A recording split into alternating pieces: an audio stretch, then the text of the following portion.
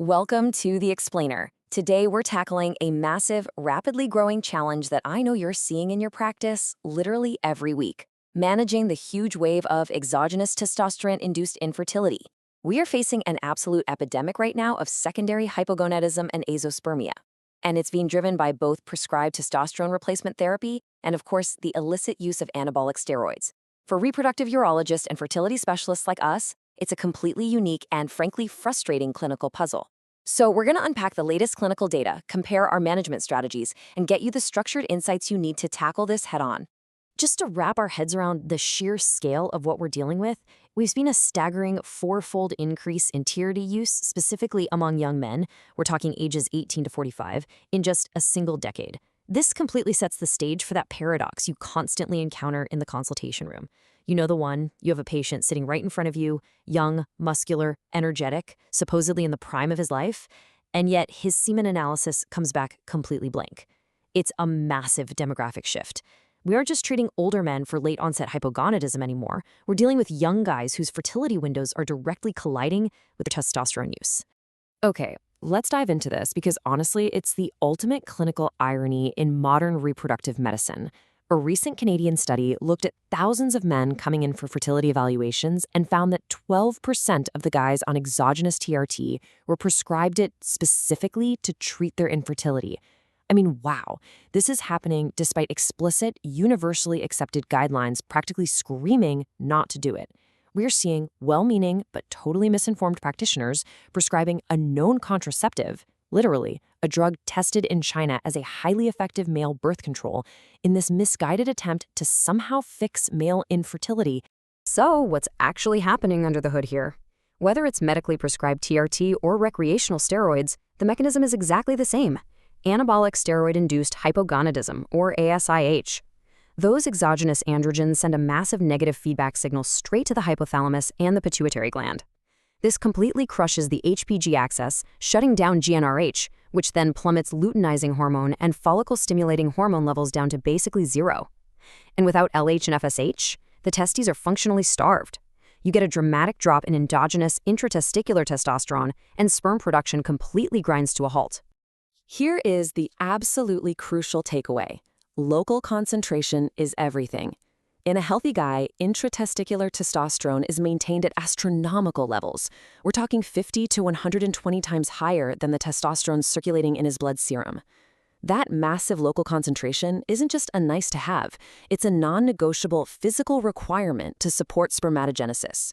So when you introduce exogenous TRT, yeah, you might make his serum blood work look fantastic, but you are effectively shutting the power off at the local testicular factory. Without that 100-fold local concentration, the seminiferous tubules physically cannot support the maturation of sperm.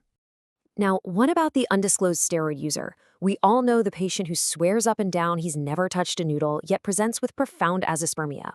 Well, when you suspect someone is hiding their steroid use, checking these 5 specific variables, LH, AMH, hematocrit, FSH, and total inhibin, gives you an incredible diagnostic tool. When you analyze them together, research shows this combo gives you a 96% accuracy rate in spotting current users versus past users.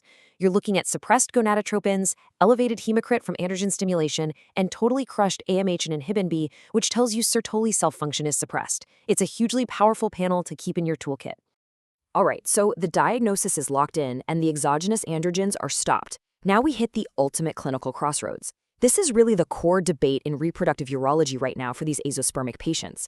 Do we simply wait for the body to heal itself, or do we aggressively intervene and stimulate the system? Let's break down both sides of this. Let's start with approach 1, the wait-and-see strategy. This is the conservative route. You immediately pull the plug on all exogenous androgens and you just wait, monitoring for the natural, spontaneous recovery of the HPG axis. It doesn't require any expensive medications, sure, but it demands extreme patience. Looking at the probability for spontaneous sperm recovery, meaning getting back to over 20 million per mil, the numbers look pretty good on paper. At 6 months, about 67% of men recover. By 12 months, you're at 90%, and by 2 years, it approaches 100%.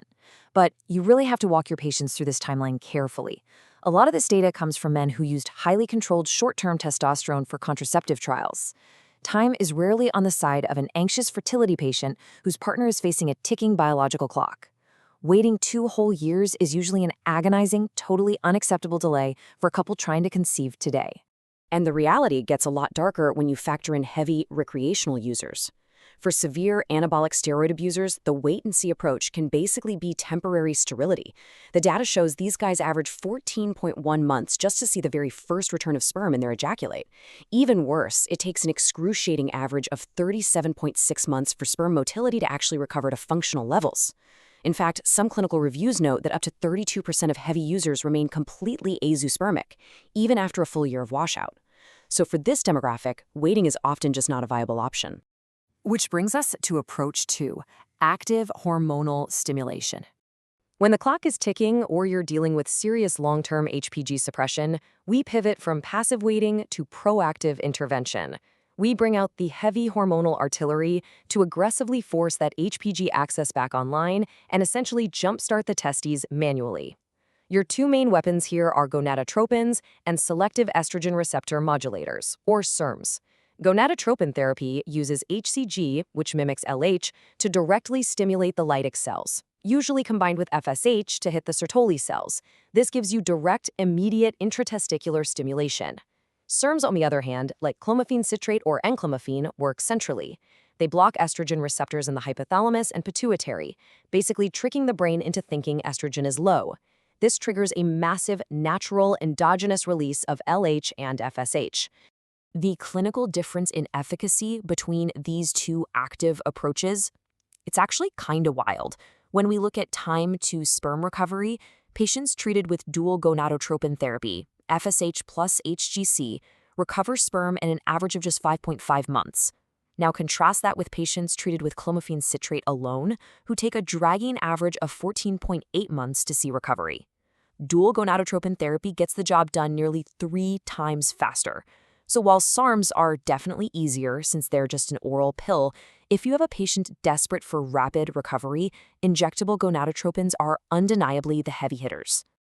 Oh, and we absolutely cannot forget about the role of aromatase inhibitors, like anastrozole and letrozole. These are fantastic adjunct therapies, especially for your obese patients or guys showing up with gynecomastia. When assessing these guys, you've got to look at the testosterone to estradiol ratio, the T/E2 ratio. If that ratio drops below 10:1, it means a ton of excessive testosterone is being peripherally converted into estrogen by the aromatase enzyme in their fat tissues. That massive estrogen spike heavily suppresses the HPG access. By adding an AI, you squash that peripheral estrogen conversion, remove the negative feedback, and trigger a vital natural LH release from the pituitary. Moving on to Section 3, proactive strategies for preserving fertility. So what about the guys who legitimately need TRT for severe metabolic or psychological symptoms, but they still want to preserve their fertility window? We don't have to wait for the Azoospermia crash to happen. We can actively prevent it. There are 2 really solid evidence-based strategies for this. Step 1 is rethinking the delivery method. Studies actually show that switching from highly suppressive, long-acting TRT injections to a short-acting intranasal testosterone gel, like Natesto, can preserve the natural pulsatility of LH and FSH. Some men literally see a return of spermatogenesis just by making this one switch. Step 2 is the concurrent therapy approach. If a patient absolutely must remain on long-acting TRT, you can concurrently give them low-dose HCG, usually about 500 IU every other day. This acts as a constant artificial LH signal, keeping that critical baseline intratesticular testosterone going and effectively letting you avoid the azoospermia crash altogether. It's a real game changer. As we wrap up this explainer, I want to leave you with a question.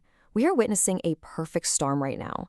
The absolute boom in TRT and recreational steroid use is directly colliding with the trend of advancing paternal age.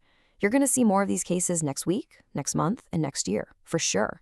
The wait-and-see approach is really fading as a viable option for a lot of our eager patients. So how will you adapt your clinical protocols? Will you move faster to dual gonadotropin therapy? Will you start implementing concurrent HCG for guys initiating TRT? Take these debate points, take a hard look at your current algorithms, and apply the structured data to your very next patient consultation.